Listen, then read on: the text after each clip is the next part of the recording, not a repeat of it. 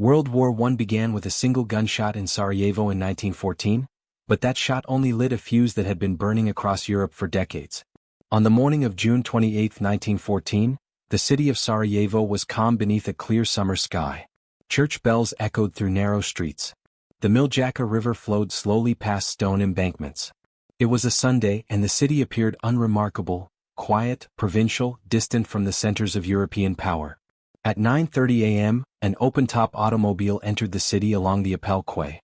Inside sat Archduke Franz Ferdinand of Austria-Hungary, heir to one of Europe's largest empires, and his wife Sophie. The car moved at walking speed.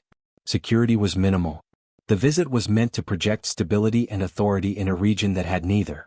Less than an hour later, the Archduke would be dead. The man who fired the shots was Gavrilo Princip, 19 years old, armed with a small Browning pistol. His bullets killed 2 people. They did not, by themselves, cause a world war. What followed was not an explosion but a sequence, measured in telegrams, ultimatums, mobilization orders, and rigid alliance obligations. Decisions made in Vienna, Berlin, St. Petersburg, Paris, and London over the next 5 weeks transformed a local assassination into a conflict that would kill more than 10 million soldiers and reshape the modern world. This is not the story of a single moment of violence. It is the story of how Europe, already strained by decades of rivalry, militarization, and political fear, chose escalation over restraint, and how one shot became the point of no return. The assassination in Sarajevo did not immediately shock Europe into war. In the hours after Franz Ferdinand's death, markets remained open. Trains continued to run. Newspapers reported the event with restrained headlines. Diplomats across the continent assumed that Austria-Hungary would issue a protest, perhaps demand concessions from Serbia, and that the crisis would pass as others had before. Inside Vienna, however, the mood was different. For years, Austria-Hungary had struggled to maintain authority over its southern territories. Bosnia-Herzegovina was ethnically mixed, politically unstable, and increasingly influenced by Serbian nationalism. The assassination was interpreted not merely as an act of terrorism, but as a direct challenge to imperial control. Within days, senior officials in the Austro-Hungarian government concluded that Serbia must be confronted, or risk further disintegration of the empire. Yet Austria-Hungary did not act alone. On July 5, 1914, a delegation from Vienna traveled to Berlin. They sought assurance that Germany would stand behind them if military action against Serbia provoked wider conflict. Kaiser Wilhelm II and his advisors agreed. The commitment, later known as the blank check, was deliberately broad. Germany promised full diplomatic and military support, even if Russia intervened on Serbia's behalf. This decision was based on calculation rather than recklessness. German military planners believed that Russia was not yet fully prepared for war. They also assumed that Britain would remain neutral, as it had during previous continental conflicts. Most importantly, they believed that delay favored their enemies. If war was inevitable, better to fight sooner than later. Armed with German backing, Austria-Hungary prepared its response. On July 23, nearly a month after the assassination, Vienna delivered an ultimatum to Serbia. It was intentionally severe. The document contained 10 demands, including the suppression of nationalist organizations, the arrest of named conspirators, and, most controversially, the participation of Austrian officials in Serbian judicial proceedings. The ultimatum was designed to be rejected. Serbia's government, aware of its military weakness and diplomatic isolation, responded with caution. Within 48 hours, it accepted most of the demands. It agreed to suppress anti-Austrian propaganda, disband nationalist groups, and cooperate with the investigation. Only one demand was refused: the presence of Austrian officials on Serbian soil. That, the Serbian reply stated, would violate the country's constitution and sovereignty. The response was measured. It was also insufficient. On July 28, 1914, Austria-Hungary declared war on Serbia. Artillery units along the Danube River opened fire on Belgrade the following day. The first shells landed in residential areas. Bridges were damaged. Civilians fled the city. What had begun as a diplomatic crisis became an armed conflict. Russia now faced a choice. Since the early 19th century, Russia had positioned itself as the protector of Slavic peoples in the Balkans. Serbia, culturally and politically aligned with Russia, appealed for support. Russian leaders feared that abandoning Serbia would damage their credibility and allow Austria-Hungary to dominate southeastern Europe. On July 30, Tsar Nicholas II authorized general mobilization. Mobilization in 1914 was not a warning, it was a step toward war. European military plans were rigid, built around railway timetables and mass conscription. Once set in motion, they were difficult to stop. Russia's mobilization was perceived in Berlin as a direct threat. Germany responded swiftly. On August 1, Germany declared war on Russia. 2 days later, it declared war on France, Russia's principal ally. German strategy required a rapid defeat of France before Russian forces could fully deploy. To achieve this, German armies would advance through neutral Belgium, bypassing France's eastern fortifications and striking toward Paris. On August 4, German troops crossed the Belgian border. That act brought Britain into the war. Britain had no formal obligation to defend France or Russia, but it was bound by treaty to guarantee Belgian neutrality. The German invasion of Belgium was viewed in London as both a legal violation and a strategic threat. Control of the Belgian coast would place German forces within striking distance of the English Channel. At midnight on August 4, Britain declared war on Germany. Within 11 days of Austria-Hungary's declaration against Serbia, all of Europe's major powers were at war. The speed of escalation shocked even those who had anticipated conflict. Diplomatic cables crossed borders faster than armies. Ultimatums expired in hours. Once mobilization began, civilian governments found themselves bound to military plans drawn up years earlier. In Germany, the Schlieffen Plan was put into effect. More than 1 million soldiers were assembled along the western frontier. Trains moved continuously, carrying men, horses, artillery, and supplies toward the front. Precision was critical. The plan depended on rapid movement and overwhelming force. In France, the response was equally determined. Under Plan 17, French forces prepared to advance into Alsace-Lorraine, territories lost to Germany in 1871. French doctrine emphasized offensive spirit and rapid attack. Infantry units marched toward the frontier wearing bright uniforms, blue coats and red trousers, symbols of confidence and tradition. The first clashes occurred in mid-August. German forces pushed through Belgium, encountering stronger resistance than expected. Belgian fortresses delayed the advance. British Expeditionary Force units, small but professional, fought rearguard actions at Mons and Le Cateau. French armies suffered heavy casualties during early offensives in Lorraine. By early September, German troops approached the outskirts of Paris. The city prepared for siege. Government offices were evacuated to Bordeaux. But the German advance had overextended its supply lines. Units were exhausted. Gaps opened between formations. On September 6, French and British forces counterattacked along the Marne River. The battle lasted 6 days. It involved more than 2 million men. French reserve units were rushed to the front in civilian taxis. German commanders, fearing encirclement, ordered a retreat. By September 12, the German advance had been halted. The Schlieffen Plan had failed. Both sides attempted to maneuver northward, seeking to outflank one another. This race to the sea ended when armies reached the North Sea coast. With no room left to maneuver, soldiers began digging. Trenches stretched from the Belgian coast to the Swiss border. What followed was not stalemate by accident, but by design. Defensive technology had outpaced offensive tactics. Machine guns could fire hundreds of rounds per minute. Artillery could deliver high-explosive shells over miles. Barbed wire slowed infantry advances to a crawl. Attacks resulted in limited gains at enormous cost. By the end of 1914, the war had settled into a pattern that few had predicted. Instead of a swift campaign decided by maneuver, it became a struggle of endurance. Armies faced one another across narrow strips of devastated land. Rain turned trenches into mud. Supplies moved slowly. Casualties mounted. In the east, the situation was more fluid but no less deadly. Russian armies advanced into East Prussia but suffered catastrophic defeat at Tannenberg. Poor coordination, inadequate communications and logistical shortages undermined their efforts. Austria-Hungary struggled against Russian and Serbian forces, exposing weaknesses within its multi-ethnic army. By early 1915, it was clear that the war would not end quickly. Industrial capacity became as important as battlefield success. Nations mobilized their economies. Factories were converted to produce shells, rifles, and uniforms. Railways became arteries of war. Civilian populations were drawn into the conflict through rationing, labor demands, and propaganda. The scale of the war expanded beyond anything previously experienced. And yet, all of this, mobilization, invasion, trench warfare, had emerged from a single chain of decisions made during the summer of 1914. None of those decisions alone guaranteed catastrophe. Together they ensured it. The shot in Sarajevo did not create Europe's rivalries. It did not invent alliances, militarism, or imperial ambition. Those forces already existed, embedded in treaties, doctrines, and political fears. What the assassination did was remove restraint. It provided justification. It allowed leaders to act on plans long prepared. By the end of the first year, hundreds of thousands were dead. Millions more would follow. The fuse had been lit. The explosion was still unfolding.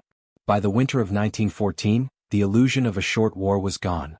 Along the Western Front, soldiers on both sides faced a reality for which no peacetime army had truly prepared. Trenches were not neat defensive lines. They were narrow cuts in the earth, often less than 2 meters wide, reinforced with timber where possible, but frequently collapsing under rain and shellfire. Water pooled at the bottom. Rats fed on discarded rations and the bodies of the dead. Lice spread relentlessly. Men lived underground for weeks at a time. Orders still emphasized attack. Generals believed that decisive breakthrough was possible if sufficient force were applied. But each assault revealed the same imbalance. Machine guns dominated open ground. Artillery pulverized advancing formations before they reached enemy lines. Gains were measured in meters. Losses were counted in thousands. In early 1915, both sides sought alternatives. Germany turned increasingly to technology. Poison gas was introduced on a large scale at the Second Battle of Ypres in April. Chlorine clouds drifted toward Allied trenches, exploiting a lack of protective equipment. The initial shock caused panic and heavy casualties. But gas did not deliver decisive results. Its effects were inconsistent, dependent on wind and weather. Soon, gas masks became standard issue, and chemical warfare settled into another grim but inconclusive feature of the conflict. Britain and France, meanwhile, expanded their armies. The war demanded manpower beyond pre-war professional forces. Britain raised mass volunteer formations, later reinforced by conscription, while France continued to draw heavily on its population. Colonial troops from Africa, India, and Southeast Asia were brought to European battlefields, extending the war's reach far beyond the continent. In the east, movement continued but at a terrible cost. Russian forces, hampered by shortages of rifles, ammunition, and trained officers, struggled to sustain offensives. In 1915, German and Austro-Hungarian armies launched a coordinated campaign that pushed Russian lines hundreds of kilometers eastward. Entire regions were abandoned. Civilians fled with retreating armies. Railways and crops were destroyed to deny resources to the enemy. The Russian army did not collapse, but it bled. Austria-Hungary faced similar strain.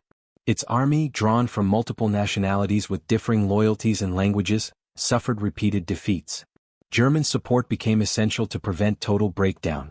By the end of 1915, the Central Powers controlled much of Eastern Europe, but at the cost of deeper dependence and extended fronts. Italy entered the war in May 1915, abandoning its former allies and joining the Entente. The decision opened a new front along the Isonzo River and in the Alpine Mountains. Fighting there was defined by geography. Steep slopes, narrow valleys, and extreme weather limited maneuver. Battles were fought for ridgelines and passes. Casualties were heavy. Gains were minimal. As fronts multiplied, so did demands on industry. The war had become a contest of production. Artillery shells were expended in numbers unimaginable before 1914. At Verdun in 1916, some days saw millions of rounds fired. Factories operated continuously.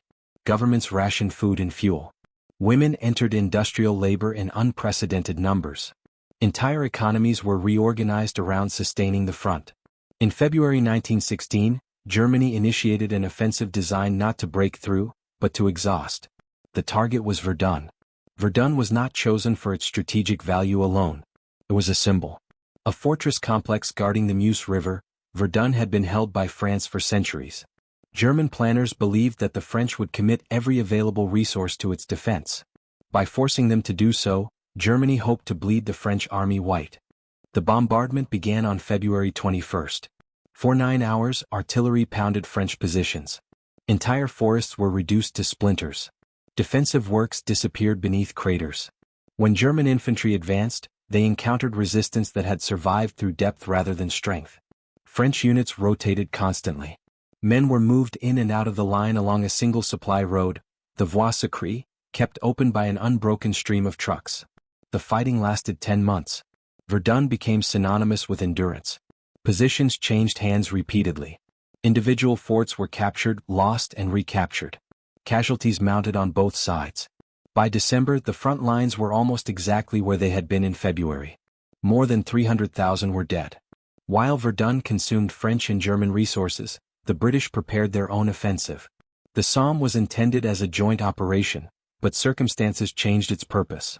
Originally planned to relieve pressure elsewhere, it became, after Verdun, a means to draw German forces away and test the possibility of breakthrough.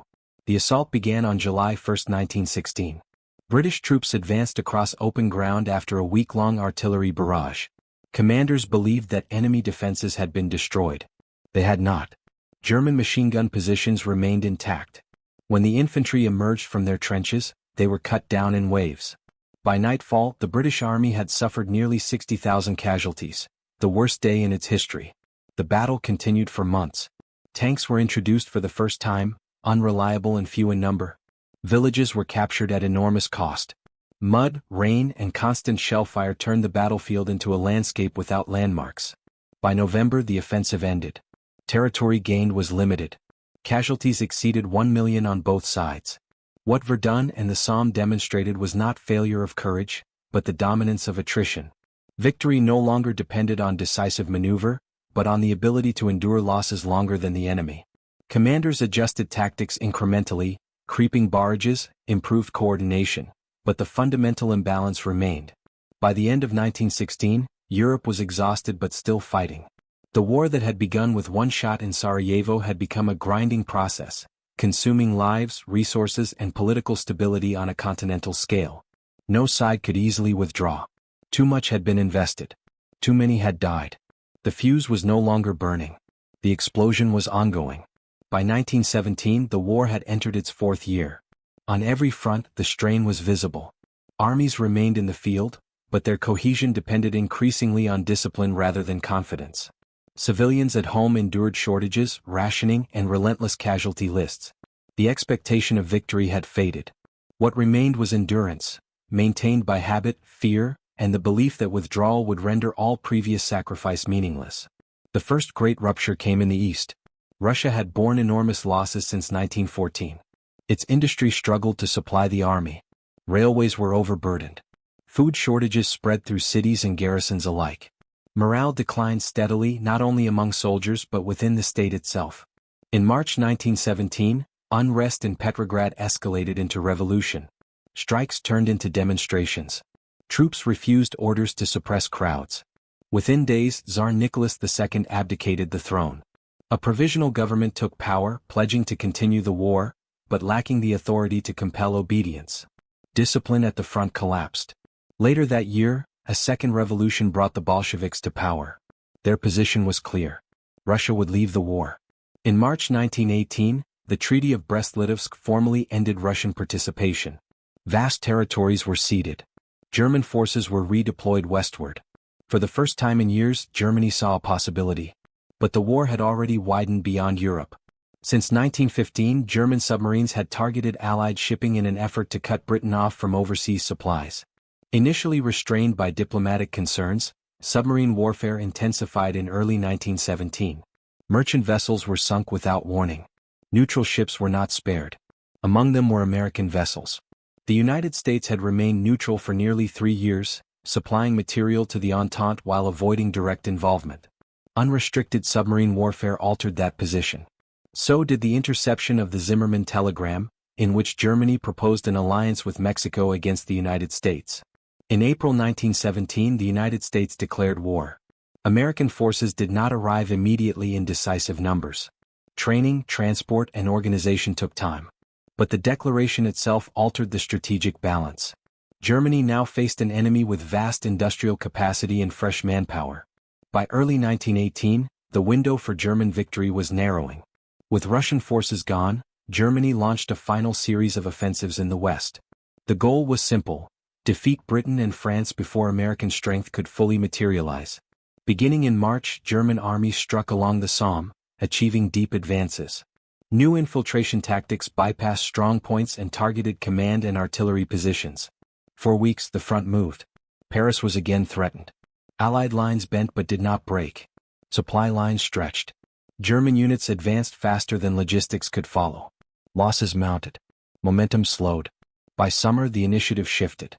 American troops arrived in increasing numbers. At battles such as Cantigny, Château-Thierry, and Belleau Wood, they entered combat alongside French and British forces. Their presence was not decisive alone, but it was continuous. Where losses had once been irreplaceable, reinforcements now arrived steadily. In August 1918, the Allies launched a coordinated counteroffensive. The 100 Days Offensive combined improved artillery coordination, air support, tanks, and infantry. German defenses were penetrated repeatedly. Retreat followed retreat. Allied forces advanced through ground that had been fought over for years. Germany's army remained in the field, but its foundation was eroding. Desertions increased. Supply collapsed. At home, civilian unrest grew. Allied blockades had reduced food supplies to critical levels. Confidence in leadership evaporated. In September, Germany requested an armistice. On November 11, 1918, at 11 o'clock in the morning, the fighting stopped. The war that had begun with a pistol shot in Sarajevo ended not with a decisive battlefield annihilation, but with exhaustion, political, economic, and human. Empires collapsed. Austria-Hungary dissolved. The Ottoman Empire disintegrated. Germany's monarchy fell. The cost was immense. More than 10 million soldiers were dead. Millions more were wounded or permanently disabled. Entire regions lay devastated. A generation carried the physical and psychological scars of industrialized warfare. The peace that followed was uneasy. Treaties redrew borders and imposed penalties, but they did not resolve the tensions that had preceded the war. National grievances persisted. Economic instability spread. The memory of sacrifice rather than healing hardened resentments. The shot fired in Sarajevo did not create these conditions. It revealed them. It exposed how a continent armed itself against its own fears, bound itself to rigid plans, and surrendered restraint in the name of security. What followed was not inevitable, but it was prepared. World War I began with one gunshot. It ended by teaching the modern world how fragile peace could be, and how devastating its absence would become. The First World War stands not as a singular tragedy, but as a turning point. It marked the end of an era defined by imperial balance and the beginning of one shaped by mass mobilization, ideological conflict, and total war. The men who marched in 1914 believed they were defending their nations. Few understood that they were entering a conflict that would redefine warfare itself. The consequences extended far beyond the armistice lines of 1918, shaping the political and moral landscape of the 20th century. To remember the war is not to glorify it, but to recognize how quickly certainty can become catastrophe, and how easily a single moment can unlock forces long held in place.